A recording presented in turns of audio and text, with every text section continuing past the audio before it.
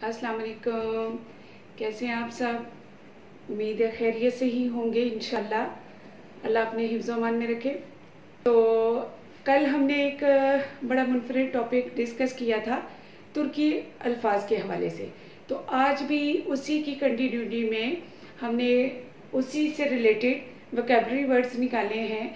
जैसे हम second language के तौर पर इंग्लिश को पढ़ते हैं, तो मेरे जहन में ये ख्याल आया कि एज़ आ मुस्लिम हमें अपने मुसलमान ममालिक की ज़ुबान को भी समझना चाहिए। और आजकल तो एक पॉपुलर तुर्की फेमस ड्रामे जो हैं उन्होंने हमारे कल्चर में और हमारी ज़ुबान और हमारे ख्यालात पर असर डाला है। तो इस हवाले से भी मैं समझती हूँ कि जिस तरह हम बाकी ज़ुबानों में इतनी दिलचस्पी नहीं लेते, लेकिन इन दिनों देखने में चूँकि तुर्की ज़ुबान से दिलचस्पी के अनासर नज़र आ रहे हैं, तो उस हवाले से मैं आपके साथ कुछ अल्फाज शेयर करना चाहूँगी। तो चलें देखते हैं। मैंने ऊपर हेडिंग लिख दी हुई है कि उर्दू तुर्की, मतलब वो अल्फाज जो उर्दू में बोले जाते हैं और तुर्की में बोले जाते हैं।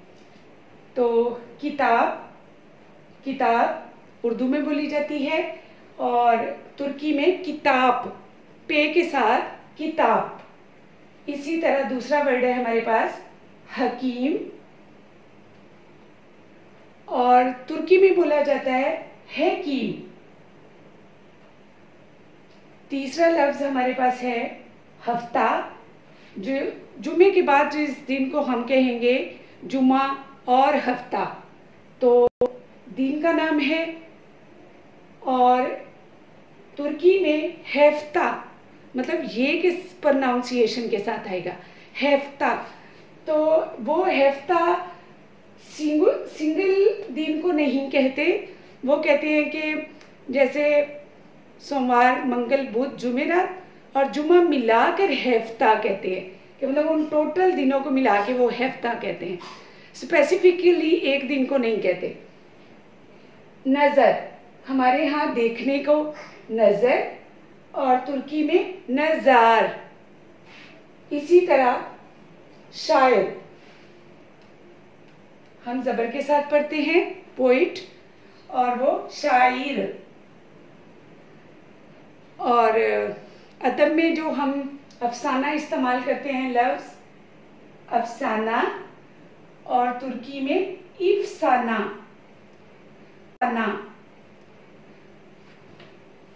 किस्मत, और तुर्की में किस्मत। मैंने ये इसलिए लगाई कि प्रोनाउंसिएशन में प्रॉब्लम ना हो। नुक्ता, जो जितने भी अल्फाज के ऊपर नुक्ते लगे हुए हैं, हमारी मुराद इन नुक्तों के साथ है। जबकि तुर्की में नुक्ता डैशबोर्ड को कहते हैं, डैश मीन लाइन को, खत्मा को। उर्दू में जो हम खत्मा कहते हैं वो उसको नुक्ता कहते हैं। अमानत, आखिरी लफ्ज हमारे पास अमानत, और तुर्की में ईमानत। उम्मीद है आप लोगों को ये वीडियो ज़रूर पसंद आई होगी। इसे लाइक